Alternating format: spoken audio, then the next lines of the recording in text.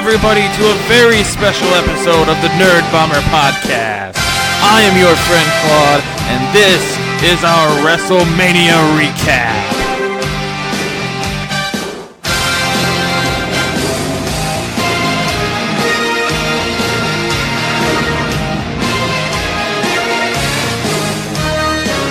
Hello again, one and all. If you're new to the N.E.R.D.Bomber podcast, I say welcome. And if you are returning after listening to a previous episode before, I say welcome back.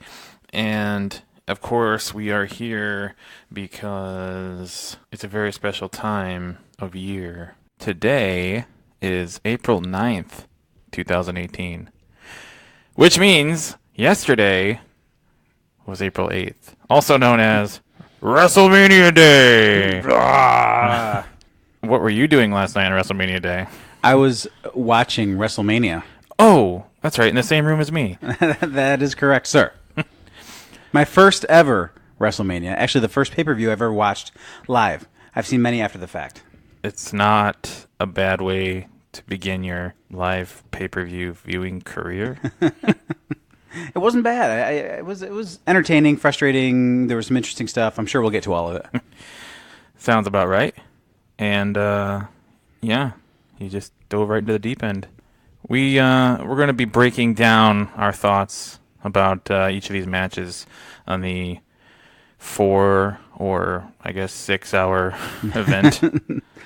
I missed out on some of that beginning stuff, and I blame you for giving me bad information. Yeah, well, yeah. Every year they advertise a certain start time, and everybody knows that there's going to be something before that start time, but not necessarily, almost 2 hours before that start time. Yeah. I was kind of just cleaning up and getting everything ready, and just had the kickoff show on in the background. It's like 5:30, and here comes the Andre Battle Royal out of nowhere. It's starting already, so that was a little perturbing. Yeah, and I missed it. Yeah. So, we'll just gloss over that match by saying Woken Matt Hardy won with the assistance of Woken Bray Wyatt. I wish I could have seen it because that I find intriguing. Yeah. So I was pretty happy about that. I had predicted that to be the outcome, that Matt Hardy would win, but the details of what happened make it a lot more intriguing for me. Yeah, we try to do as many pay-per-view group prediction sessions as possible. This one was the first in quite a few months, but naturally we had to do one for WrestleMania, and unfortunately, you texted me those predictions literally within like 2 minutes of the match ending already. Damn it! You're like, I want to get these in. Yeah, it's too late. I mean, there's not much to say about it. I don't know where they're going to take the whole Woken stuff now. I mean, you figure Jeff's on the mend; he should be getting back soon. So. Yeah. And now that Bray and Matt are buddies, you wonder who's going to be their foil. Yeah.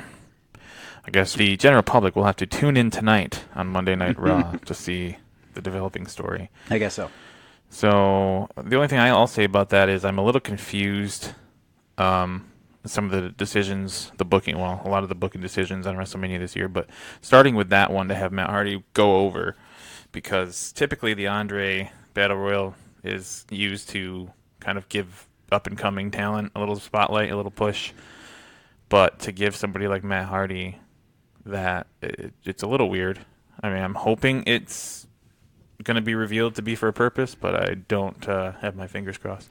Yeah, I guess maybe they just want this Woken thing to be as over as the Broken thing was once. Yeah. They're never going to get there. Good luck. But maybe that's just they're hoping to boost it further. Right. Well, moving on. According to our sheet, not necessarily the order of the way these matches aired chronologically. Another match that was missed by everybody but me. The Cruiserweight Tournament Finals between Cedric Alexander and Mustafa Ali from the Cruiserweight Show 205 Live. They've had good matches on Raw. They had an amazing match on Raw a few weeks ago. It's typical kind of Cruiserweight / it's very similar to the stuff you would have seen. Maybe it's too many high spots. Maybe some people wouldn't like it. It's not very traditional, but both of these guys in particular are really amazing at what they do. Yeah, there's a lot of negatives to the way WWE handles cruiserweight talent and, those style of matches that you associate with that kind of talent. But I do think they do a good job of keeping them in check, I guess, keeping them from getting too outlandish. Yeah, that's the way in which the WWE typical sort of the way they mute talent sometimes physically, Right. It actually works for that because then it doesn't turn into sort of a light heavyweight New Japan match, which is just, Yeah. Those guys are amazing, but there's not much storytelling going on. It doesn't matter how spectacular the move. The guys are always popping right back up because they got to get to the next one. And so maybe there's something to be said for slowing them down. Yeah, that's one aspect I'm not really upset by. But yeah, so Cedric Alexander wins. He, I think, was first introduced to WWE viewers during the Cruiserweight Classic from 2 years ago. I want to say it was down to him and TJ Perkins. And TJ Perkins ended up winning all of that. But Cedric impressed everybody so much that the crowd, they showed, after the episode ended, they showed the arena with the crowd chanting, "Please sign Cedric." And then Triple H came out and kind of acknowledged him and basically was like, yeah, that's the plan, dummies. Yeah, no so kidding. That was a cool moment. Yeah. And it's nice to see it pay off here at WrestleMania. WrestleMania! So moving on to the first tag team match on this list anyway. I think it was actually the first tag team match of the night. The three-way dance between the Usos, the New Day, and the Bludgeon Brothers for the SmackDown tag team titles. Yeah, it was an okay match. I guess everybody had their sort of moment, but it was essentially a squash. I mean, really. Yeah. I guess everybody had, like I said, everybody had their shots, but the Bludgeon Brothers pretty much dominated. That's pretty. Yeah, I guess that's all they've been doing since they have started showing up on TV. That's kind of just been the way they've been booked. Yeah.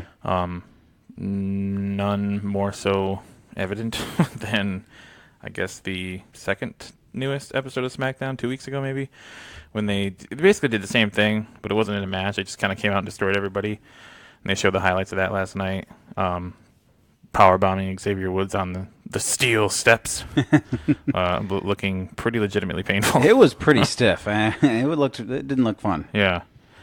So, I don't think anybody's surprised that they won, given that booking, and, it would have made no sense to build them up like that and just have the New Day retain or whoever. No, it wasn't New Day. It was the Usos who had it. Yeah, if you were going to have them in the championship match, they got to win. Otherwise you can book them and give them a particular rivalry with another team that's not for a title, I guess. But there's only so much room on WrestleMania, and if you want them there, they got to win. Yeah.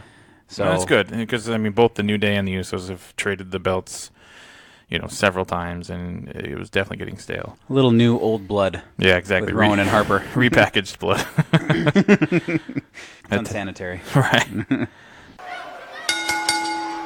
Also, for the SmackDown roster, we had the Fatal 4-Way match for the United States Championship between Randy Orton, Bobby Roode, Jinder Mahal, and Rusev. With, for some inexplicable reason, Jinder Mahal winning and pinning Rusev, who I think everybody pretty much unanimously picked / wanted to win. Yeah, he's probably the most over guy on that list at this point.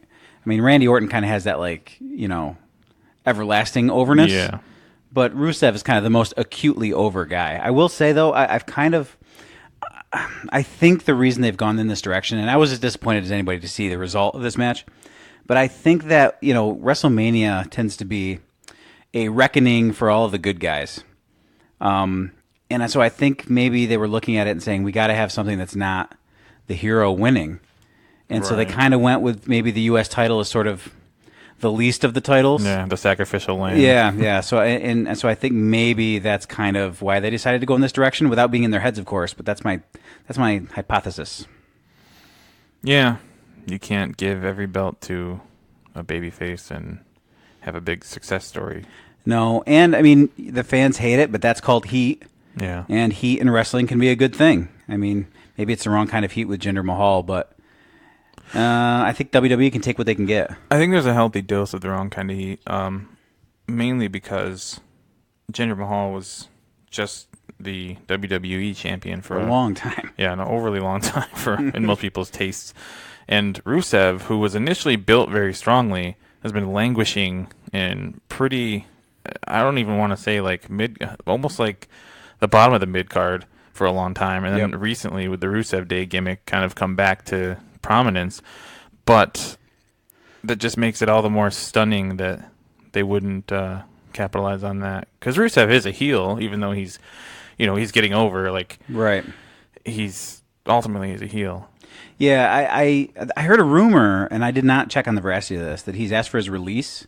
Oh, yeah. I don't know if you've heard anything about that either. Yeah, it's just occurring to me now as we're talking. Yeah. So the fact that he lost the match, I mean, when that sort of thing happens, that's kind of the way things go sometimes. You ask for your release, you're going to leave. Well, you're also going to job on your way out. So maybe that's why he took the pinfall. But again, I don't know if that's at all true. Yeah, we'll find out while we go over the results here. Yeah. So they've chosen to have, sort of a heel win, maybe the least thought of belt, so that WrestleMania has a little bit of balance. I don't know. I question like the sort of the personalities involved here. It seems like there's at least two guys in that match that they're trying to build to get more over. Well, especially Bobby Roode, but Rusev too. And Jinder Mahal they put over despite the heat, and Randy Orton's kind of just always there. So I don't know. I guess I just didn't quite understand this. It's also because I watch SmackDown and I'm familiar with the storylines on SmackDown a lot less than I am on Raw. So maybe it makes more sense to a regular viewer. The only thing I could find here is that the news of Rusev asking for his release was only reported by one source, which is kind of well-known and fairly reputable, Pro Wrestling Illustrated, but it's still considered to be just rumor at this point. Right. Okay. Considering there's only one source. Yeah. So I guess we don't know the details behind that, but I mean, and the match was kind of blah too to me. So I don't know. I didn't come away thinking that one was very memorable. Right. But I think, again, I'm putting myself in the heads of the creative. I think I understand maybe why they went the direction that they went in. Yeah. Also on the SmackDown brand, I guess, we had the SmackDown Women's Title match between Charlotte Flair and Asuka. Asuka, of course, coming into it with a near 1,000-day streak of undefeated time between her career in NXT and moving up to the main roster. Also being the winner of the first ever Women's Royal Rumble, as well as, what was it, the Elimination Chamber? No. What was the other match she won? Oh, the first ever, I don't know. Maybe it was Elimination Chamber. Yeah. Well, some sort of, dual first ever female accolades. Yeah, and the undefeated streak kind of goes along with that. So they've really been building in that direction for her. I got to say, like, now that we're a day later recording this, that's one of the matches that sticks in my head the most. I mean, I think it was really good, although some of the reasons why it's memorable is kind of also why it was a little bit frightening in moments to watch. Yeah, does it stick in your head because Charlotte almost died? Yeah, almost died twice. Maybe, and anybody who watched it probably would understand what I was talking about. She took a really stiff suplex from the ring apron to the floor, and it just didn't look like she took the bump right, and was telling the ref that she couldn't breathe. Yeah, she landed on her neck and shoulders. Yeah, and I just think that she had the wind knocked out of her, and I think she was telling the ref that I can't breathe, and it looked pretty legit. It looked pretty legit to me. So that was pretty stiff and scary looking. And then, before she did kind of, I don't even know what to call the move. It's this flipping thing off the top rope and whatever. As she was climbing up, she almost slipped off the rope and fell from the top rope headfirst to the floor. And Asuka caught her as they were sort of, manipulating each other to get in the right position for this high spot. Right. So that was really something. And also, I'm still a little bit conflicted because she was selling a shoulder during the match, and then at the end of the match, she goes into the figure 8, which is a figure 4 with a bridge, and she took one of her arms off the mat. Yeah, and I don't know if there was some legitimacy to that, or if she was really just selling, that committed to selling. Oh, my shoulder. So I don't know, but there was a photographer right there. Yeah. So the camera angle, I'm sure they got some good shots out of that, good iconic footage. Actually, I'd never even considered that she was just selling her arm injury. I interpreted it for whatever reason as, oh, she's trying to get extra height on the bridge, put extra pain on, to, I don't know, because the commentary was like, look how high, or something, something basically reinforcing that. So Right. I just made went a along tripod or whatever. Yeah, that's what it was. Maybe I just was a true mark for that moment and just went along with what they wanted me to see. Yeah, but like I said, I mean, she's doing a good job of sort of making it nebulous because I don't know if it was legitimate or if she was just selling. So, but she was committed to it, and then, like I said, where she was doing this in the ring and where the camera was and the WrestleMania sign. Well, they didn't have the WrestleMania sign, but just the crowd, everything behind her. I think they probably got some nice, iconic WrestleMania moments. Yeah, footage / shots from that maneuver. Well, with that figure eight, Charlotte made Asuka tap out, and thus ending the 900 and whatever day streak.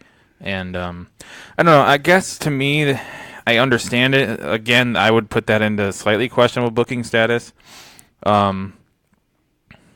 It just, I guess what it says is, they were very on board the Asuka train for quite a long time until now, and I guess that just says how much they're on board the Charlotte train to give that to give that Asuka streak to Charlotte. Right. I guess having a loss doesn't necessarily hurt Asuka. Certainly wasn't. Yeah. She certainly wasn't booked weak in the match. Right. And I think they want to build Charlotte not just to be strong now. I think they want to have this legacy. Yeah. Performer. So they're trying to build up these sort of legendary moments for her, and I think this might be something that, right. Years and years from now, you can say she was a champion, she did this and she did that, she broke the legendary Asuka's, Yeah. Unbeaten streak, and so on and so forth. So I don't think it hurts Asuka. I think it obviously helps build Charlotte Flair's legacy. So yeah, I don't really have a problem with it. I mean, you can't go undefeated forever because it starts to get stale. So Yeah. WrestleMania is as good a place as any, maybe to. And my only thing that I would, I guess, offer against that is, and I don't know, I don't have the numbers in front of me, but Charlotte has had the belt several times now. Yeah. I know Alexa Bliss was the first to have the women's title from both shows, Raw and SmackDown, but I don't know. I feel like Charlotte has had them, just not the first one. Right. Yeah. I think you're right. Yeah. I can imagine it in my head. Maybe I'm just creating that. Yeah. The imagery. Well, the point is, Asuka, though she, had this kind of long-winded streak, she hasn't ever had the title. And I don't know. I guess it would have been nice, but nobody can get it all handed to them right out of the gate, I guess. I guess not. And I think that it'll happen. Yeah, it'll happen. for sure. Staying with SmackDown and title matches, we had the match for the WWE title between AJ Styles and Shinsuke Nakamura. Yeah. Exactly. This was the match I think everybody wanted to see going into WrestleMania.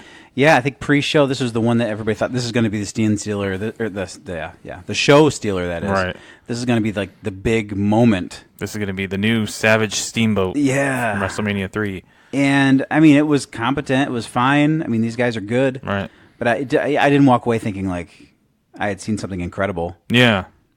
Yeah, the whole time I'm thinking, because the best Nakamura match, at least in WWE that I've seen, was actually in NXT. I think it was Sami Zayn's last match in NXT. It was him versus Nakamura. It might have been Nakamura's first match. Okay. So it was on one of the takeovers, and I guess that must have been 2016. And that was, to me, the match of the year for that year. And I think it was probably both of their best matches that I've seen, because before that match, I just found Sami Zayn kind of annoying and kind of, getting lost in the crowd. There's nothing real special about him. But that match made me a believer. And, of course, we haven't seen that kind of performance from him since. No.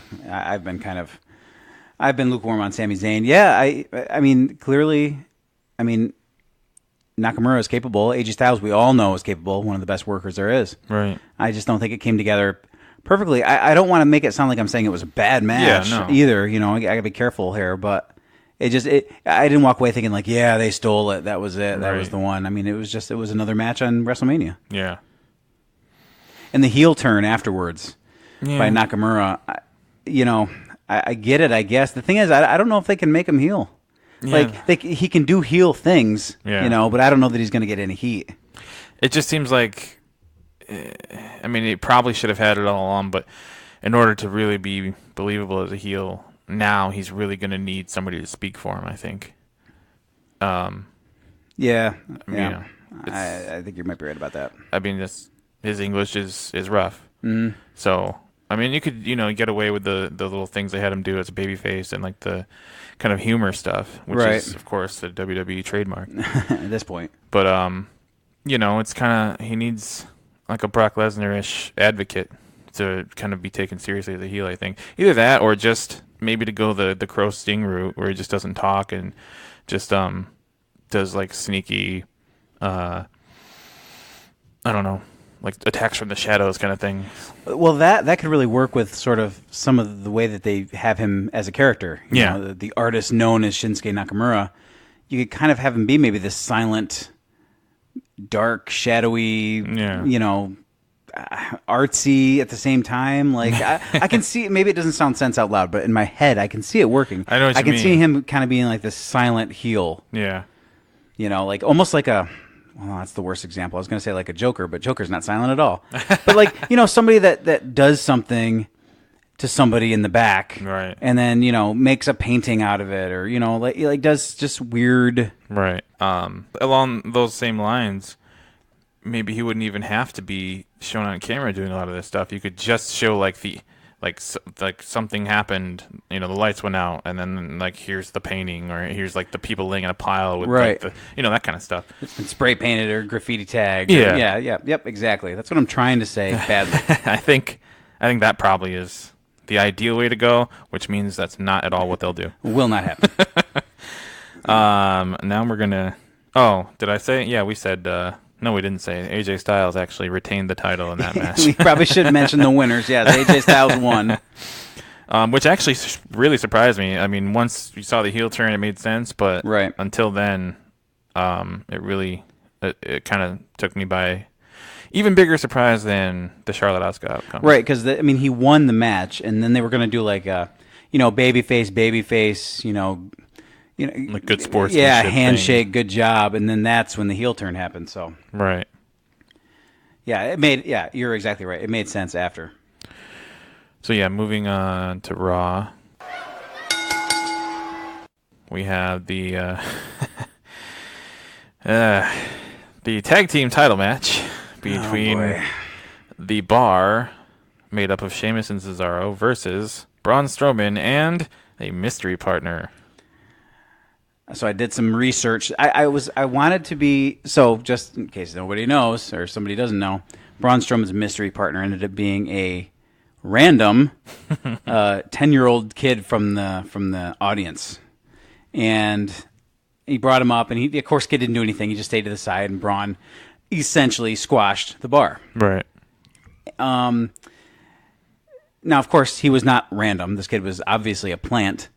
But I wanted to be careful in my criticism because I didn't know if this was like a Make-A-Wish situation or what it was. So I didn't want to be too critical. But I found out that Nicholas is the son of referee John Cone. Right. So this is just something that they decided to do, not for any special reason other than to strongly book Braun Strowman, but keep him a babyface. I didn't understand it at all. I didn't like it. It was miserable to watch. I like the Bar. It's not that I dislike Braun Strowman, but I didn't like this at all. Well, they've done a lot of really, for even professional wrestling, really boundary pushing in terms of reality and believability booking with Braun Strowman for the last several months. Yeah. Like having him turn over an ambulance and, do the same. Like he turned over a tractor trailer, for semi-truck, God's sake. Pulling down giant structures in the back. And he's had all these like mini angles. He had Right. like a little run with the Big Show for a few weeks. Then he had a little run with Kane for a couple weeks, and he had a little run with Elias for a couple weeks. Like, none of this stuff is going anywhere, and you could have taken things a lot further with some of those guys anyway. True. They just didn't push it. Man, I just don't know. I don't know where they're going to go from here. Well, this is the latest kind of like stunt booking. Like, I guess I get it, the idea that, well, technically we can't give, if Braun wins the match, we can't give him 2 belts, even though it's not unheard of in wrestling. Right. So to keep him looking as strong as he is, basically having him do it by himself, but having somebody that's just default to hold the other belt. I get it, but it's never, it would never have been my chosen direction, I guess. No, like even he could have brought out like his dad or something. You know what I mean? Like or even just any performer. There's a million different ways you could take this, I guess. I was saying last night, I just don't know about what they've done. To me, it's you might have some points of contention with this comparison here. To me, it's the equivalent, the wrestling equivalent of the spoiler alert decision to use the light speed ship ramming technique in The Last Jedi. In that, instantly you go, "Oh, I've never seen this before. Huh. Wow, now I know why I've never seen this before." And like, because it's a decision that is a really short term. I don't even know if I could say pop, but just like a reaction. Right. And you get a moment out of it. Yeah, literally a moment, and then you instantly go, "Well, but that makes this not work and this not work," and kind of everything falls around it just for the sake of that one moment. Right. I can understand that. I'm not so married to the greatness of that Star Wars shot that I need to contend with you. I mean, it was an amazing visual thing. Yeah, absolutely. And it was fine. But yeah, I think you're right. They were going for this, this big, dramatic, drawn out. I mean, Braun Strowman was vamping out there for like 5 minutes looking for his random. Yeah. And of course, there's, 100 guys and, "I'm ready, Braun, pick me, as he walks by. And, he's wandering through the crowd so yes, I get it. That immediate, "What? Huh? I can't believe this" type of reaction. But ultimately, it's just like, where are they going to go from here? Now they're going to have Nicholas on the road, tagging with Braun on Raw every week. I mean, how far are they going to take this? I guess is my question. It's going to be the next Nicholas will be the next James Ellsworth, who's currently a tag team champion in an indie with Gilbert, which is amazing. Yeah. Everything you didn't know you wanted come to life. That's right. So moving on from that, I think it's fair to say debacle.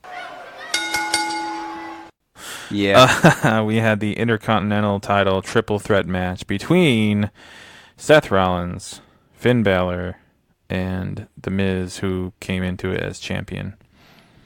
Yeah, it was okay. I don't have any big complaints. I mean, they made some decisions. I don't know really why. They had this big thing where The Miz sends the Miztourage backstage and comes down to the ring by himself. I mean, did they just not want to lean on sort of outside interference again? Because that's what always happens with. But he's a heel. Like, that's kind of how heels work. Yeah. So I don't know what that was all about, really. It was definitely weird because it was very specifically done. It was very like they made a point to do it as soon as he came out, pretty much. And it's not at all something we've ever really seen The Miz do. No, and he did it twice. He took a moment to send Bo Dallas back, and then they walked a little further, and then he stopped, and then he sent Curtis Axel back. And so, I mean, maybe like booking wise, they just wanted to keep the match focused on, what they did in the ring. Which, I don't know. It's about time. Well, maybe, but I mean, again, when you have a heel who has like these, seconds and these other people that are with him, that's part of the story when the heel is involved in things. So I guess I just don't know why they made such a point. I don't have a problem with them not doing it. Mm-hmm. I just don't know why they made such a point of it. Yeah. Maybe that'll be revealed tonight or next week or whatever. Yeah. Oh, God. Is The Miz turning face? Bring back the jorts. Yeah. He didn't wear jorts. He just wore like long shorts when he came in. Yeah, well, he had like Hot Topic pants and like fingerless gloves and stuff. That's a good way to describe it. Like suspenders that don't actually get used as suspenders; they just hang on his sides. Yep. Yeah, it is weird because they there were other heels in other matches on the show that didn't have any problem using their little assistant helper people. Yep, and cheating in some way or another. Right.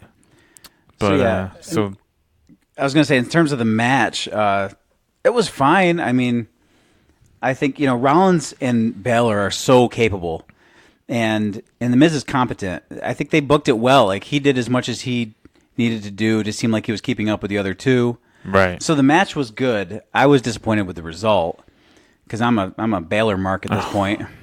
I thought you were going to say you were upset that The Miz lost. No. I was upset that Balor didn't win. Let's be clear. Right. Well, yeah, the last thing anybody really was starving for was another Seth Rollins title run, but of course this just gives him the coveted Grand Slam crown, or not crown, but the feather in his cap, I guess so. Yep. The which refers to having held now all the major titles in WWE. Right. We haven't really talked about entrances so far, but I just want to say, so the real show started with Rollins' entrance into this match. And, everybody does a little something different and special for WrestleMania. His deal was sort of this White Walker from Game of Thrones shtick. And so he had these bright blue contacts in, and that was pretty cool. But, man, his ring attire was just terrible. It was like these terrible, different shades of gray, and it was not very striking or aesthetically pleasing at all. It just ended up kind of looking like a weird unitard or something. Yeah, I didn't like it. An ashy unitard. Yeah, it did. I mean, not my favorite. I guess the graphics and stuff on the ramp and the screen behind him are nifty, but once you leave that area, it kind of it's just you and your tights. Yeah. Well, the other along those same lines, that was probably, I forgot to mention during the Cruiserweight match, that Mustafa Ali had a very similar, if you took what Seth Rollins did and if you took what Mustafa Ali did and put them together, basically you had Glacier from WCW, which is something that I know now that you're even more upset that you didn't get to see. Oh, man. I'm going to go to YouTube pretty soon here. You'll see what I mean. Yeah. I just think that, I don't know, and plus you're in these huge, WrestleMania's in these huge cavernous buildings. They're in the New Orleans Superdome, Mercedes-Benz Superdome, and I don't know. And he's wearing this bland gray. I don't know if that really pops for people that are right. a quarter of a mile away in the top row trying to watch this tiny ring in the middle of the thing. I did like Finn Balor had some rainbow going on, so I am in favor of that. I liked it. Yeah, I think it's a nice. I was gonna say a good move. It doesn't make really sense, but yeah, it's a nice nod to social issue. It's weird to me in the sense that I guess it debuted here. I don't know if this is a one-shot thing for WrestleMania or if maybe he sticks with it for a couple weeks on Raw or whatever. But it as nice as that is, I personally was surprised and a little disappointed to not see the Demon version tonight or last night of Finn Balor, even though there's no title on the line. It's WrestleMania. Well, the Intercontinental title was on the line. Right, I guess, but not I guess I'm thinking singles match title. Well, I mean, did they just? I mean, I think the Demon character maybe. I don't know about the past, but maybe going forward, they want to have that reserved for rivalries and programs that are a little bit more sort of personally intense. Because this one, nobody likes The Miz because he's a bad guy. And Rollins and Balor had been going at it a little bit because they're about to have this match. But there wasn't any, super intense personal storytelling leading up to it. So maybe it's not so much about the title and the pay-per-views, but it's, the Demon character will be more about sort of the what's going on, the heat between the two characters. Not the heat with the fans, I mean, but, the way that it's written. Yeah. The feud. It's more personal. The rivalry. Plus, maybe they didn't want to have that sort of in a three-way match either, because then it's kind of clouded because there's three people. Yeah. I'm just spitballing. It certainly would have helped to distinguish characters from Seth Rollins' Gray Blob that much more. This is true. My only hope is that going forward, Finn Balor becomes the... well, I guess that probably won't happen considering they're both baby faces, but Finn Balor becomes the number one challenger for Seth Rollins' title, and they can make it a more personal program and use that to call back to Seth Rollins being the one to injure Finn Balor and put him out for 9 months when he first won the Universal title. Right, yeah. Last year? 2 years ago? Somewhere around there. Somewhere around there. It was right, it was right before I really got back into it. Right. It was, Finn's big call-up. So when he came back from injury, I was just getting started watching again, and after having not watched for almost a decade probably, or more, and I didn't get it at first. Like his music hit for like the first time he came down, and the crowd, people went nuts. Yeah. And I didn't get it, and it didn't take me long. and now I'm totally on board. Yeah, I had the pleasure of, I guess, almost 2 years of his time in NXT right. to get used to it, and he was insanely over there, and they booked him very well there. But they also kept him there for 2 years, which I think we all can probably agree was a year and 6 months too long. Yeah, that's a long time for somebody who's going somewhere. Yeah. Usually at that point, it's kind of especially like, for someone who's not, 23 years old. Right. I mean, he's older than most people think. I mean, it's not that he's super old, but he's 36 or 37 or something already. So he's not one of the young bucks. Yep, he's not. Also not one of the young bucks is Mickie James, who came out with Alexa Bliss in the Raw Women's Championship match against Nia Jax. Would she be called wouldn't you say she's not a young doe? She's not a spring hen. But she is tightly wound, as evidenced in the match. Oh my God. Yeah, I was actually, when we were watching it, this doesn't really get into the match very much, because obviously the important thing is Nia Jax versus Alexa Bliss. But it is funny, this character turn with Mickie James. Yeah. All of a sudden, she's Alexa Bliss's friend. I don't think it was ever really explained why. No. Because there was a time there where they really didn't like each other. Right. And also there's this thing with Mickie James now where it's not just that they're all of a sudden friends, but the very persona of Mickie James is different. Yeah. Like now their relationship, they're kind of doing this Mean Girls thing. Right. Like, oh my God, she's so ridiculous, that kind of thing. Mm-hmm. And Mean Valley Girls. Yeah, well, I guess. I don't know. Maybe they have to be in the Valley if you're a mean girl. But I guess I just don't quite understand.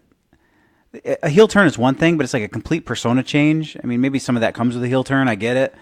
But it was just interesting to me. I don't know. Yeah. It was just kind of out of nowhere. Yeah, so abrupt. That's what it was. That's the thing. It's just, again, a surprise to nobody. Something on screen wasn't very well fleshed out in WWE. Well, they usually try to throw all of the women's wrestling storylines into one segment on the show, Yeah, and it's a little rough to be doing that sometimes. It's still the biggest downside of the women's presence in that company.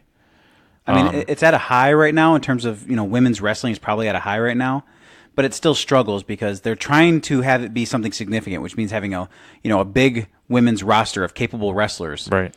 But they just don't give them enough time to tell all the different stories. No, they don't even. Well, I think it's worse than that because they don't even seem to focus on more than one story. Right. And even on the individual Raw and SmackDown episodes, if you're not in the one feud that gets airtime, then every week you're having a 4, 5, 6 person match. Yep, that's just how they get everybody on the show. Yeah. Yeah, it's like, 4 ways and here I'm going to be on TV again, Mom. And random tag teams too, because there's no sort of women's tag team division as a separate entity. Right. So you have these women's tag matches, and there's never a regular team. It's just these two characters are tagging against these two. And sometimes that makes sense if it's Alexa and Mickie James, but other times it's very random. Yeah, for sure. I think it's probably overdue time for the return of the women's tag titles. And maybe, just maybe, now that we're after WrestleMania, this is always considered the reboot part of the year. Right. So who knows what could be in store. That'd be interesting, but again, you got to squeeze it into... The thing is, Raw runs for 3 hours. Right. I mean, they could do it. Yeah. Let's be honest. It's like this is beating a dead horse because it's the oldest complaint about WWE in general and certainly about Raw is that the show is too long and, but I don't think the 3-hour time slot is going away anytime soon. Right. So they could certainly make better use of it. Yep, and they have the roster. Yeah. It's not like it's going to take some big investment, right? In terms of finances to sign more people. I mean, they have the roster to sort of flesh this out. For sure. I mean, you only need about 3 tag teams to tell a tag team division story. Right. The champions, the heel. Well, you need baby faces, heels. One of them is the champion, and a third team. Yeah. That's about all you really need. 13 to break up the constant rivalry. Yep. So yeah, the match was. Let's talk about the match at some point. The match was exactly what I expected. I think it was competent. It was probably one of Nia Jax's best performances. I'm pretty hard on her usually, and I'm pretty hard on them for pushing her so early. I think she is finally just now starting to catch up in terms of getting comfortable and kind of getting everything down more smoothly. I still think that they, even though they are a little more focused on what the direction for character is, it's still awkward and just physically she's awkward. Costume wise, she's awkward. She's still a little rough on the mic, but I think I have to give her some credit for this performance. Yeah, she was good. I think that it was good that it was Alexa Bliss because, first of all, let me just say, I think Alexa Bliss is great. Yeah. She's a really good promo, and her ring work is competent. Mm-hmm. But this match worked because it was kind of gimmicky. Right. It was the giant unstoppable force against the littlest person in the division. Right. I mean, Alexa Bliss is teeny tiny. So, I mean, yeah, you say, well, that doesn't work because it doesn't look like a competition. There's no way you could believe that somebody so small could go up against somebody so big. But it worked as a giant match. Right. You know, Nia Jax is a giant in terms of women's wrestling. Right. So that's how you book it, and that's why it works in this case. Now, you know, I would assume Asuka's headed for SmackDown at this point based on what's happened with Charlotte. I mean, I don't know for sure. Right. But yeah. But so there's a lot of high level talent. I think especially on SmackDown at this point. Charlotte Flair and Nat and Becky Lynch and all those. Yeah. So, if you put Nia Jax over there, I don't know if she could. Yeah, she might get lost in the shuffle a little bit. I think it actually works on Raw. And again, you book her like a giant powerhouse, and it works that way too. But again, I agree with you. I think this is some of her best work. Right. Because it sometimes looks a little, I don't want to say it looks rough, but it looks very basic. Yeah. I'm just bigger and stronger, I'm going to throw you around. Right. Which maybe is all she has to do, I guess. Yeah. I wish she would be as angry in her promos as she is when she's working in the ring. Yeah. Because she gets really intense, and she's sick of Alexa Bliss and the bullying and all this is kind of the story they've been telling. But then backstage promos, which are usually interviews, they're not really promos or interviews, it's like this very somber stuff, which I don't like in pro wrestling in general. I could make this complaint about a lot of different characters. Roman Reigns is a super intense character, and when they interview him backstage, it's just like, well, I just want to go out there and make sure that we have a good match and do my best to compete. It sounds like you're interviewing somebody in an NBA locker room after a game, and I don't like. They're trying to sell it as more of a sports program, I guess. But come on, it's pro wrestling. Yeah, that's what happens when you try to, I guess, please too many groups of people at the same time, and try to go too corporate.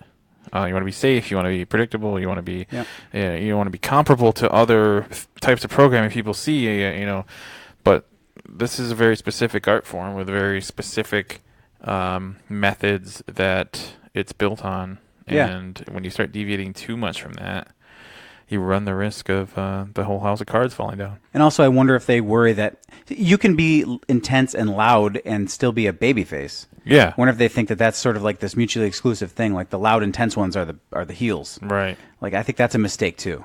But we just came up in an era where everybody yelled and screamed and was a maniac. Yeah, I was going to say, there's a rich history there.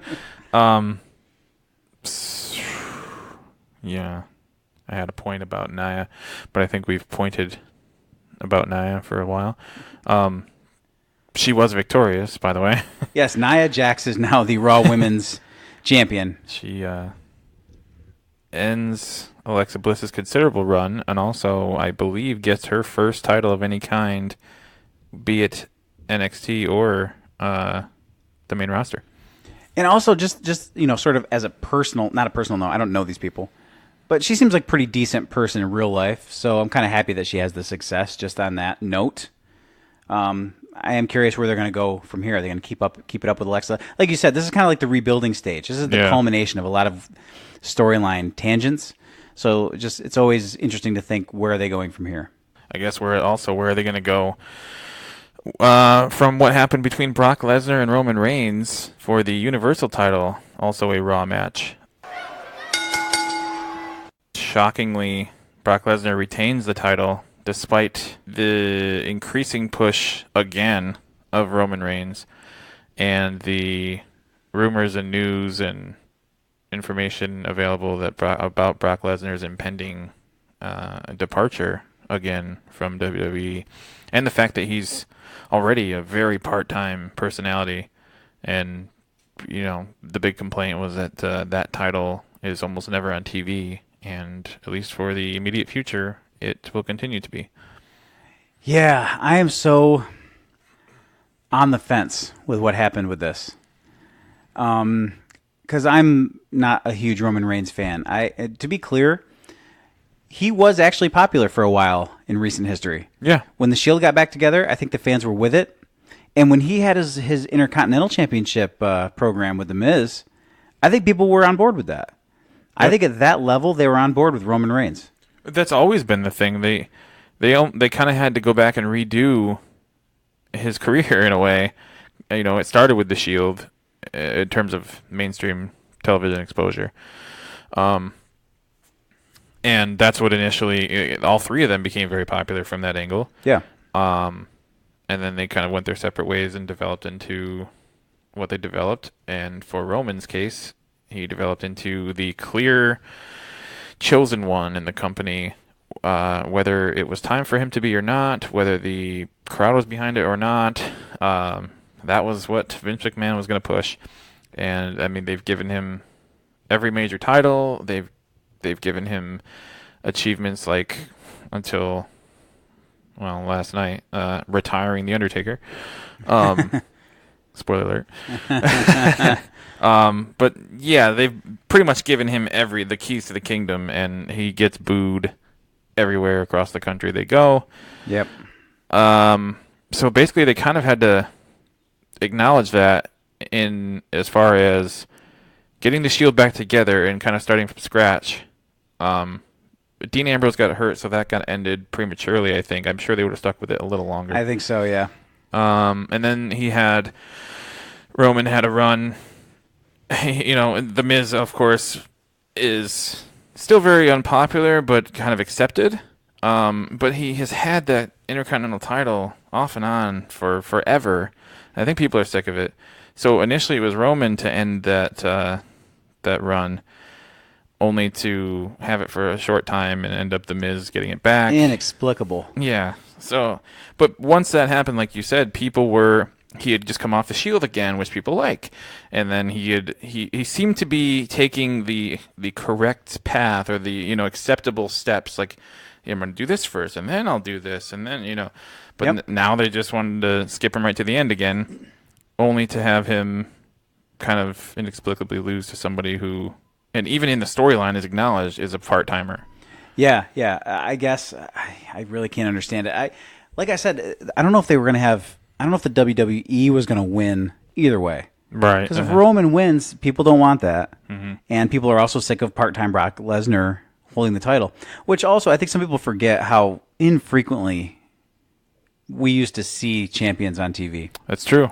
I mean, when we were growing up, the big name in the business was Hulk Hogan. Right. I'm not going to get into his in-ring talent or whatever. Right. He was Hulk Hogan. Okay, people forget what a big deal that was. I hardly ever actually saw him do anything because he was never on TV. Nope. And so I think people forget that. But I mean, Brock Lesnar, I think he works. People kind of say, "Oh, he works 4 or 5 times a year." He seems to work most of the pay-per-views. Yeah. Maybe 8 or 9 of them. Well, because they're still doing a thing where like every other one is a Raw or SmackDown pay-per-view, so he only has to work the Raw ones as it is. Right. So that's already half of them, and then a few more because there are combined pay-per-views. And then he does a couple of appearances. And he actually did some house shows recently. Actually, I was surprised to see. And also when he does, and I said this, I actually mentioned this when him and Roman went at it on Raw last week. It wasn't a match; it was just an altercation in the ring. Yeah. When Brock is out there, he works hard. Yeah. He was taking these punches, he's taking Superman punches, and throwing himself into back bumps. Right. I mean, so he's not. He will sell and he will do his job, but people just don't like the part-time nature of it. And also, this match was just, I mean, literally. We counted them because we were doing the prediction sheets. And it was part of the prediction sheet. There was like 4 or 5 Superman punches, like 5 F5s. Numerous German suplexes, and really little else. There's a spear. I think Roman hit a spear at one point. Yeah, I think he had a couple of them because that's Well, Brock blocked one with a knee, and there was just so little going on. Basically, they were just each of them just doing their 3 big moves apiece, back and forth, essentially. So I guess that's what I don't get, because Brock is very capable of working. Obviously, Roman is too. So yeah, he's a part-timer or whatever. That's, I guess I can get over that. If when he had a match, they actually would book it to be something to watch. That was exactly going to be my point as well. I think people would be a lot more forgiving of the limited appearances he makes if the ones he made were like really entertaining, really special, really impressive. And we know he can. Like, this isn't a Goldberg situation, coming out of retirement after 10-something years, being 50 years old, and just, doing what he can do based on limitations, based on not wanting to get injured. Who, despite those limitations, was booked to destroy Brock, like for 4 out of 5 of their matches or whatever. Right. Ironically. Yeah. So, but we know Brock can really do it because we've seen it happen. So it's just really, that's the frustrating part. I mean, now in terms of booking him to win, I mean, in real life, there's nobody on the WWE roster that could like take Brock Lesnar for real. Sure, but you can't. I mean, I think they've gotten the mileage they can get out of that fact. I think they've gotten all the mileage they can get out of that fact. When he lays receipts on Braun Strowman in the middle of a match, when Braun Strowman's the monster, he makes a legit mistake, and Brock puts him down hard and fast for real. Right. Well, it's like hard to maintain the illusions. Yeah, so you book yourself into a corner. Then you have the guy who can legitimately, beat anybody in real combat in the company, holding your main title hostage, essentially. People know that, so what? You just have to let him hold it until he doesn't want it anymore. Well, the thing is, though, like I don't think I would like Brock Lesnar personally. We just don't have anything in common as people, and that's fine. I mean, that's there's me and a lot of people don't. Whatever. That's fine. Right. I don't blame him for any of this, really. Right. Oh, because the WWE agrees to sign him to a contract that says he has to work just so much. Right. Stipulates how much he has to work, and he does it. Yeah. And so, why wouldn't you take that money for? Absolutely, he's getting paid well to work. A tenth of the dates some of these other people are working, if that. So it's not really on his shoulders so much. I mean, I guess you could really take some moral high ground and be like, well, he shouldn't even take the money because it's like, okay, come on now. So I don't really blame him. This is on WWE Creative. Yeah, absolutely, for allowing this to happen. And again, you can have him be this dominant part-timer with the championship. You could make that work. Right. But yeah, like we said before already a couple times, when the matches do happen, they should be something. And this was not. Exactly. I mean, if you don't want to have him actually get beat, but book him into being stripped for an infraction or something. I mean, get him out of the situation. Right. Let him be a beast. Let him go out of control, and they got to take the title because he, destroys backstage and whatever he does. Right. And I wonder if they think that this was fair to Roman too, because he was strongly booked because he got out of the pins after like 4 F5s. Right. I don't know if that makes you strong. Yeah. It definitely makes you tiresome, though. It does for sure. And again, so ultimately, I come out of it saying, where are they going to go from here? Right. Are they going to keep this rivalry going? I mean, I just don't know. Again, what do you do? Yeah, I don't know. I guess we'll find out. Well, yes versus yep. The in-ring return of Daniel Bryan teaming up with Shane McMahon against Kevin Owens and Sami Zayn in a bosses versus employees grudge match. It's a little wordy. Yeah. I mean, that's the only real way to explain what the storyline is going into this. I actually forgot about this one. I didn't have it written down, which maybe says a lot about it. Yeah. So I thought we were down to the last two, and then you were deciding which one to go first. So yeah. This one happened too. That's right. Yeah, it was, I mean... It was just a Daniel Bryan showcase, essentially. Yeah, we both were talking about during the match how Daniel Bryan's rise and success and most of his retirement happened when we weren't watching wrestling. So we kind of missed out on his whole streak of popularity, and I mean, there's not really. It's not hard to get caught up on what the deal was and everything. Yes. It wasn't that long lasting before he. I mean, I don't know. I think he came in like 2010 and didn't really get his reach his peak of popularity and push until 2013, around there. Yeah, and then that stage was only 3 years before he was out. Yeah. Essentially. Yeah, so I mean the match was interesting. I don't know, did they book this whole Shane McMahon diverticulitis thing just so that they could have an excuse to showcase Daniel Bryan the way they did? I think I'm just trying to make sense of that whole deal. Yeah, I think that is a complete fabrication. Right. Well, when you're holding on to your gut selling like that, I don't know if I believe that it's real. I mean, diverticulites is a serious business. Right. I don't care. You're not out there working. It's a weird pro wrestling angle to... Yeah, it almost killed Brock Lesnar. I mean, let's be real. And we just got done talking about how unstoppable he is. Right, yeah. And that dude lost like 40 pounds in, a month because of it and had to drop out of fights and so on and so forth. So, yeah, I didn't really get... I mean, you got Shane McMahon out there who makes his yearly appearance, Right. And he did his coast to coast, which he didn't cheat with a garbage can. Actually, he made the distance. Although Zayn sat up into it a little bit. Yeah, help him out. But yeah, most of it was just Daniel Bryan doing his thing. There wasn't. I didn't come away thinking that it was that memorable. I think the whole thing, the whole feud, and the whole match was a vehicle just to have Daniel Bryan come out again and be in a match again, and everybody could see everything, see him get his shit in. Exactly, and he definitely did. Yeah, and then, that's cool. But again, like I don't really have a stake in the outcome because, like I said, we both missed his kind of big dealness period. Right, didn't have a horse in the fight really, and I'm also not the biggest fan of Kevin Owens, right, or Sami Zayn. No. So I just didn't have a lot of. I was not hyped for this one. Yeah, actually, it's 4 guys with probably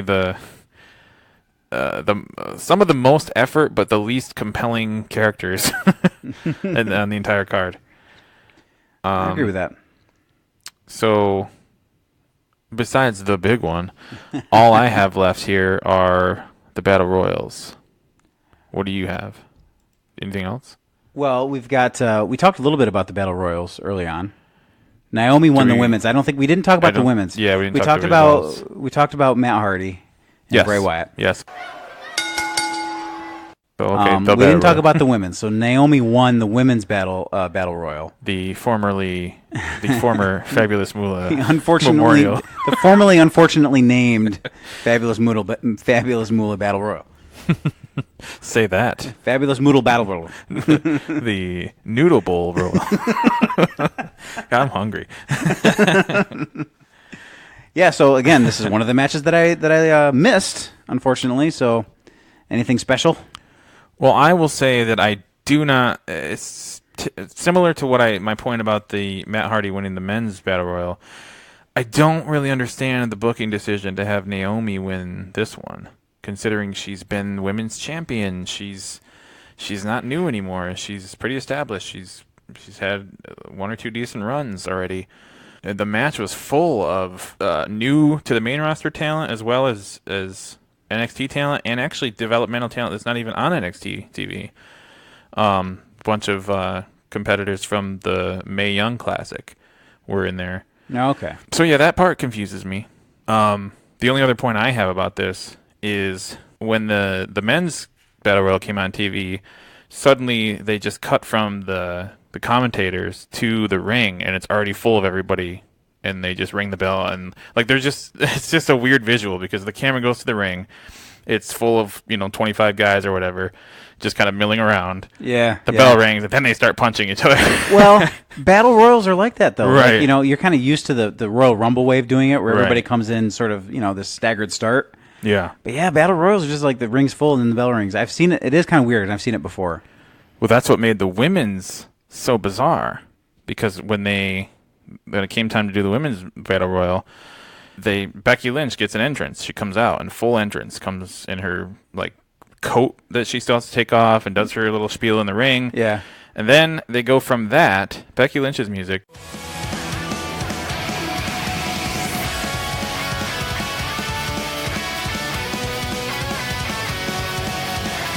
2, just the generic WrestleMania song, the Kid Rock song.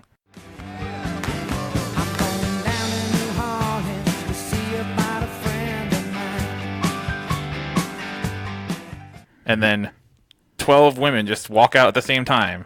And not all like developmental talent, or well, no, it's like the mix, like Okay. developmental, like the new women, like just an assortment. It's like 12. They all come down at the same time. Okay. Then they all get in the ring, and then Bayley's music hit.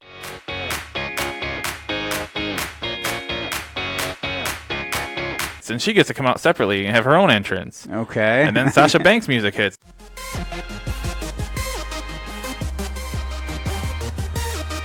And she gets her own. It's just like, so there's 3. I mean, in the group entrance, even people like Natalya and veterans and Naomi came out with the group. Really? Yeah. Huh. So literally, it was just Becky Lynch and just Sasha and Bayley who got separate entrances on like bookending the big group. And then, of course, so that's foreshadowing the stuff with Bayley and Sasha becoming sort of Right. part of the storytelling of the match. But what was the point of Becky Lynch? Yeah, I don't know, because she was eliminated pretty early on too. They just wanted to maybe start. That didn't open the show, though, right? The men's opened Right. the show. Yeah. So maybe they just wanted to like get a crowd pop on an entrance, Yeah, maybe. just to get everybody paying attention. Could be. That's my only Yeah. theory. I don't know. Something. Yeah, maybe it's a case of something being done specifically to be more useful, like in the live building as opposed to TV. Right. I mean, because that is sort of, secondary consideration. There are people here watching. Right. Ultimately, this is a live event. So yeah, I just found that kind of bizarre. But yeah, that happened. So Naomi won. Now, last year, Mojo Rawley Yeah. won the men's, the Andre the Giant Battle Royal. They didn't really end up doing much with him. I mean, he's in the tag team and kind of turned heel a little bit, but there's never been a significant run for him. Right. I will say that the last 3 men in the men's battle royal came down to Baron Corbin, who won it the year before Mojo Rawley himself, and Matt Hardy. Yeah. So you had the 2 most recent winners plus Matt Hardy. That's interesting. Baron Corbin's had some pushes. He was U.S. champ, and Yeah. he's had some stuff going on. That's kind of interesting. That's 2 like big, strong, big dudes in Matt Hardy. That's just an interesting combination of bodies in the ring. So how did he come? How did that work? So it's down to those 3, and then the arena goes dark, and that little flash of the Bray Wyatt like clips, the weird black and white footage. Right. And then, of course, the lights come back up, and he's just standing in the ring. And he just grabs Mojo and gives him to Sister Abigail and throws him out. And then I think he went to do the same thing to Corbin, but Corbin turned it into the end of days. So Bray just kind of like snoozed in the corner the rest of the match. So Matt Hardy used the distraction to, twist to fade him, and then throw him over. Okay, all right. And then they did the old Bray Wyatt comes to, and Matt helps him up, and he says thank you, and they shake hands and hug, and then they do the pose, the group together unison pose.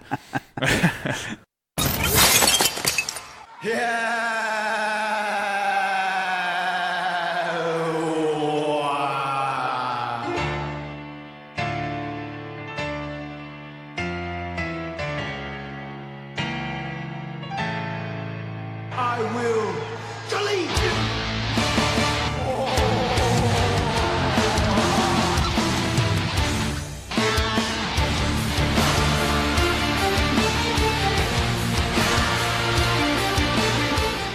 Oh man, there's something about it that I like. We'll see what they do with it. And then they cut to a random fan in the crowd named John Cena for the shocking reaction, but they botched the timing of it. And he, halfway through them saying, I think John Cena's even shocked by the outcome of this match. He went from blank face to a shock face after that comment was well over. They cut to him a few times during the show just to show that he's just a fan. Right. And so, because, he didn't get his match with The Undertaker before they went in. So he was just there to watch, and they kept cutting to that a few times throughout the show. Maybe we'll get a little bit into that later. There is another match to discuss. There is. See, this is what I thought you meant was the big one, but obviously you mean the big one. Yeah. Come on now. Come on, son. Well, with the focus we had on Rousey for the last wrestling episode we did. That's true. So yeah, that brings us to the last Raw match of the night.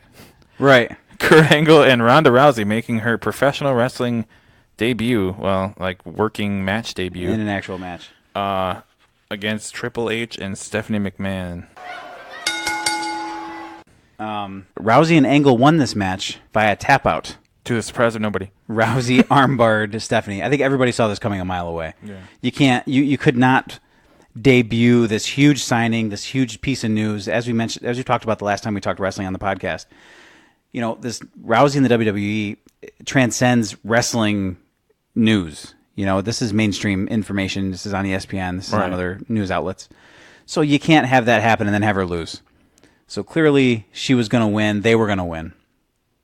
I have to say, I was pleasantly surprised. Yeah. And for a couple different reasons. One, Rousey did pretty well in limited sort of moments. You know, they made things work for her. Yeah, they booked it in a good, smart way. They protected her. Yeah. I mean, but she didn't just do offense. I mean, anybody can learn how to do offense, but she actually took some bumps. Yeah. Which that's kind of like really where the learning curve is. I don't think she ran the ropes, but it was she did better than I kind of expected, and so I was pleasantly surprised. I was also pleasantly surprised by Angle.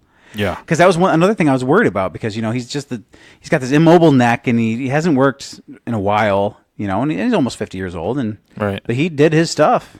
Yep. You know, overhead belly to bellies on Triple H, and Triple H has always been a good sort of maneuver taker. You know what I mean? Like he sells and he knows how to help the other guy do their stuff to him. Right. But still, I mean, Angle looked pretty good. Went up over the top to the floor and took some bumps, and so I was pretty happy with it. The weakest in the match was probably Stephanie. Yeah, which I guess isn't a surprise. I suppose so, but she does have some experience. She has, the experience edge on Ronda, which they of course played up in the storyline leading up to the match. Right. But I mean, we're talking about pro wrestling match experience only. We're not talking in any other physical capacity. Right. Athletics. Yeah. Right. So I mean, and Stephanie's always been good with the story aspects, with the performance aspect. Yep. Too good. In the sense that, like, she just grates on me as a human being. Like, I'm outside of the story. I don't want to see her on TV. I don't want to hear her voice. So I was pleasantly surprised to see this comeuppance. Yeah, it was nice. I mean, it was good. I think, like I said, it was predictable. I think everybody knew it was going to happen this way, and I'm glad that it did. Rousey at one point had Triple H up on her shoulders. Well, that's the other point about this particular match that I think is extremely notable, is WWE has, for well over a decade now, shied away from any kind of male-to-female contact inside of a ring, or even on TV, that was anything more than Stephanie slapping guys in the face. Right. This match had a lot of intergender combat, I guess, or, you know, altercation. Yeah, I mean, she laid the hands on Triple H a few times, you know, striking him into the corner, and had him sort of into an armbar type submission, and like I said, had him up on her shoulders at one point, because apparently one of her moves is going to be this sort of like rotational Samoan drop. And I think because she'd done it to Stephanie, I think she was going to do it. They're making it seem like she was going to do it to Triple H, and then you know, he got out of it. But so you're right, because we haven't seen that since what, China? Yeah, I think so. Since she was winning Intercontinental Championships against Jeff Jarrett, and in any notable way, anyway. Right. And then, you know, even Angle had the ankle lock on Stephanie, which is that's something right. You'd never thought you'd have seen. That's true too. That's true. Yeah. Then at one point, of course, it's kind of they had this big moment, and they both had their submissions on. Right. You know, right. He had Triple H ankle locked, and Rousey had Stephanie in the armbar. Yep. Somehow, of course, they managed to get out of that. So I think it worked. I mean, the match really worked. Overall. I think Rousey needs some different ring attire. I didn't quite get the look, like because pro wrestling, I think the look is important. You know, because you're designing these superhero characters in real life. It's a look that worked with the entrance attire on. Yeah, well, she came out in like the kill and like the Roddy Piper look, because she's Ronda Rousey, and rolls right off the tongue. But then ultimately her ring gear was like sort of a white sports bra that said, does it just say Rowdy or Hot Ronda? I think it said Rowdy on that one. Or Rowdy. Yeah. And then like black, you know, sort of like short shorts and black boots. Yeah, it's like what you'd wear underneath a field hockey kilt. Right. I mean, but the boots are shooter boots, so that's like right. that's a thing in pro wrestling. Yeah. Where it's like that shows that you're legit. Yeah. But I don't know. I want to see continuity. Yeah. Across like the look, and I didn't quite see that. It's a very minor gripe compared to the fact that she performed well overall, which was a nice surprise. I gotta think that as again, I mean, it's kind of unclear where they go from here with her too. But I got to think that as they progress, her entire package will evolve. I think so too. And we talked last time again when we talked about Rousey and wrestling. I do think that she needs to work on her persona. Yeah, and because the consistency of it. You can be. It's like almost like I was talking about with Nia Jax earlier. Like you can be a baby face and still be intense. Right. She comes out with these big smiles, and it's just kind of weird. Yeah. Because she's about to walk down the ramp and supposedly get into an altercation with these two people that she really, really doesn't like. Right. Who are trying to screw her over. Yep. And she is just smiling ear to ear, and I just don't quite get that. Like I was even willing. It didn't work realistically, and it was pretty annoying up until this match. But I was even willing to forgive like the Raw appearances where she wasn't coming out to like, well, the intent wasn't to get physical, even though it happened. Right. She was coming out to just kind of confront and talk and whatever. So okay, she's still just kind of making her appearances and coming in for the first time. But now, like, she's on her way to the ring to, quote unquote, fight against these people. Yeah, this to is fight night. Physically confront them. This is somebody who was infamous for her ridiculous over the top Right. intensity when she would march down to the octagon on fight night, scowl, with scowl and all. Right. Why is she looking at like Stephanie McMahon, who just slapped her across the face on national TV, any differently than she would have looked at, any of her opponents, Misha Tate, for example? Exactly. It just, when you know her outside kind of history, it doesn't wash. Right. Yeah. Exactly. I totally am on board with that. So, but like I said, overall, it was still a nice surprise to see her able to work well in that setting. And this is something I usually would never say about a match involving Triple H, certainly involving Stephanie. It was one of the most solid matches on the card overall, and most entertaining, I guess. Probably, yeah. I would say that it's probably definitely in the top third or quarter. Yeah. Probably in my, I've kind of got the three in my head that were the best. Not necessarily the most technical, but the best, just most entertaining things that happened. It's probably second or third. Yeah. I can't disagree. First is the one we're about to talk about.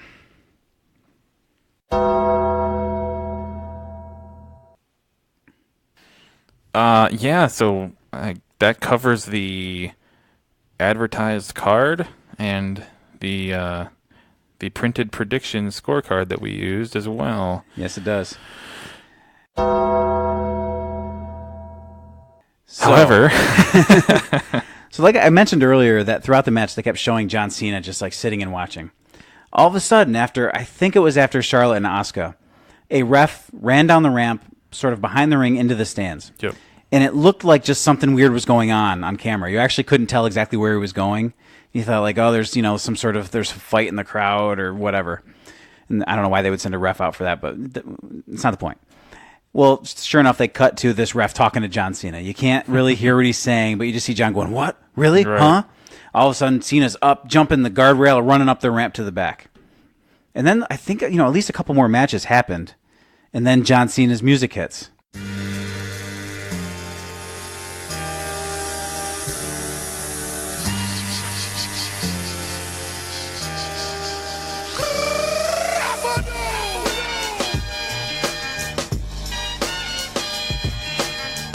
Yep.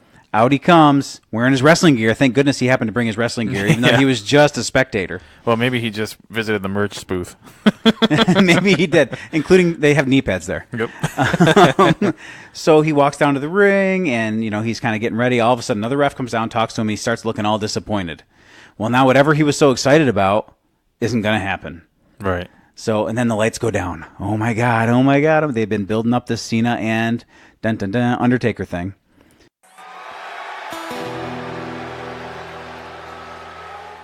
And then Elias starts playing guitar and talking, and the crowd goes bananas. Yeah. They hate it so much. They hate Elias more than anything in the world. Elias comes down, playing his guitar, making fun of New Orleans, making fun of John Cena. John Cena squashes him. The crowd hates every moment of it. The character John Cena is acknowledging that the crowd hates this. Right. He puts his arms up. I know, all right. Which I've got to say is the absolute right thing for them to do. Like, that was probably the most brilliant booking all night. It really was. When you look at the whole thing after the fact, Yeah. this red herring that they threw everybody with Elias out of nowhere, it was really genius. Because after he beats up Elias, He's walking up the ramp all, this was a disappointment. And then the lights go down again. Yeah. Oh, my God. And then, like, there was a spotlight on the ring, and there's a trench coat and a black hat. Yeah. And Cena sees it. Then the lights go down again, and then it comes back, and they're gone now. Oh, it was lightning that struck. Lightning struck the coat and the hat. Coat and the hat, and then they disappeared. And then the bong hits. Yep. And the crowd is... I couldn't imagine... Actually, I have to say, like, total, in all honesty, I would have loved to have been there for that. I can't imagine how intense that must be. Just awesome. I'm sure it's one of those... I mean, it's already, an extra normal situation. Being in a building that large for an event that big with such high production value, and it's just like the atmosphere of that many human bodies in the room, and right. You're just already, affected physically and mentally. And they've manipulated your emotions in this particular segment. With this Elias stuff, you're so fired up and you're mad and what the hell, and then it really happens, and so that the contrast of how you're feeling about it. Even just watching it on TV, it was awesome. Right. It really was awesome. Well, plus it's probably, I think they probably try to top themselves every year, but from my recollection, it's one of, if not the most elaborate and most impactfully visually done versions of The Undertaker's entrance that I've seen. They had the full pyro going. They had, just the way they had the screen and everything complementing it. And then they also, for this WrestleMania, did a bunch of sometimes they worked, sometimes they didn't, like on-screen graphics too. Right. Yeah. So they put all the stops, which is just for the television viewer. You couldn't see those things live in the arena or in the stadium. But yeah, they definitely milked his whole entrance song. He walked down. They did his whole thing, and then the match happens, and it was a squash. Yeah, John Cena got squashed. John Cena got squashed by the Undertaker. Totally jobbed to him, and it was awesome. Yeah. Because John Cena got to have his little moment. He squashed Elias. Right. And then, the crowd's angry, and then now the crowd's happy because it's Undertaker, and he comes down and he squashes John Cena. The Undertaker looked good. He looked much better than he did last year. And the guy is in his 50s, so he's not ever going to be the Undertaker from 1997 that we all know and love. But, man, 75% of that guy is still really good. Yeah. And that looked to be what we were seeing. Yep. And he was moving quick. He hit his big clothesline, didn't get full rotation on it, but hitting the ropes hard like he used to. Oh, yeah. It was really good to see. And I think that's a big part of why they strung along this whole John Cena challenge and made it unanswered for week after week for so long, is that like they wanted to save even a glimpse of him until the big event. And now everybody hopefully is looking back at it and understanding why. Right. Because it was amazing. Yeah. It was worth it. The match was 5 minutes? It was a squash? Yeah, if that. But man, the whole segment was so good. Yep. Yeah, it was really good. So that was definitely my number one WrestleMania moment from this year.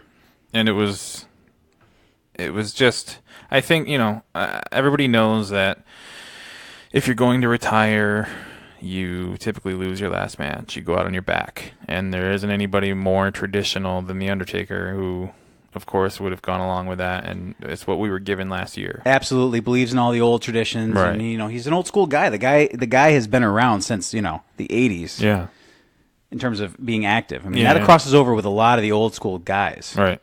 The Venn diagram of his career. Right. And, but I think a lot, as like pure fans, I think a lot of people were disappointed with what we were given last year between him and Roman Reigns being The Undertaker's last match. And even if you understand how the business works, I think that's, and even apparently The Undertaker himself thought that's not what he really wants the last image of everybody, of him to be. Right. And this was a much nicer, if this is just a one-off that he put everything he had into doing one more time and giving you the greatest hits, so to speak, right, then I think people would be more than happy with this. I totally agree. Part of me will always want to see more Undertaker. Right. But part of me is like, man, this is a good note to just kind of let it ride on this, and kind of just like leave it here, I have to say. So that would be hard for me to sort of get my brain around, but I think it is kind of very suitable because everybody's going to remember it. Everybody who watched it, Yeah. Definitely anybody who was there Oh, for is going to sure. remember how amazing it was, and that's definitely like a good note to go away on. Right. So nobody wants it to happen, but if it were to happen, that's good. And John Cena still has time. Yeah. You know, I mean, I know he's 40, He's so I don't slowing know. down, but he's not over. Yeah, and he has said, like, even though he's got all this, Hollywood stuff going on, making movies, I heard him say, like, he has no interest in stopping wrestling anytime soon. Right. So I don't think this really hurts his legacy. No. They've just got to get him involved in a real storyline, and they'll do Yeah. what they do. I mean, so he's still got time. And he's come off of a decade plus of just utter dominance and just being Absolutely. the one pushed down everybody's throat. So I don't think anybody's like, but what about John Cena? No, I don't think anybody is. No, and I don't think there's anybody. I mean, I can't. Maybe there's some really cynical or whatever people, I'm sure. But man, if anybody could frown upon the way they did this, I wouldn't understand it because I thought it was really expertly done. Yep. If that's where the focus was and the priority was behind the scenes, I would have probably. I mean, when you subscribe to the WWE Network, you pay $10 a month. If you're new, you get it, the first month for free. It sounds like I'm doing a commercial for him, but I guess my point is, I would have gladly paid that $10 just for that 5-minute match. Yeah. Like just to see the whole from beginning to end, the build up and everything. Absolutely. Yeah. It was really. Like I said, this is the first time I've ever watched WrestleMania live, but that was one of the best sort of pro wrestling moments I've ever seen. Yeah. And I've seen a lot of that. I've Yeah, seen a yeah. lot of those, I should say. Yeah, I think it helps to see it as it's happening, but it's undeniable that it's up there with the best ones ever. Really. Yeah, yeah. So I guess that concludes our WrestleMania recap. I guess kind of like what we said with every individual match and every individual character. Now it's just sort of the question of where does it all go? Where do the storylines all Right. go? And I guess all that starts later tonight. Yeah, this WrestleMania is the yearly culmination of whatever the previous year built and led up to, and the day after WrestleMania is the yearly, starting over point, so to speak. So I don't know. I'm not sure how we'll discuss whatever happens on Raw because we don't make regular wrestling discussion a fart and a feature, a part or a feature of this show. But my recommendation is for anybody listening to this to watch it or have watched it and fill it in yourself. I concur with that. And on that note, we're going out on our backs. This has been episode 11 of the N.E.R.D.Bomber podcast. Thanks for listening. Later.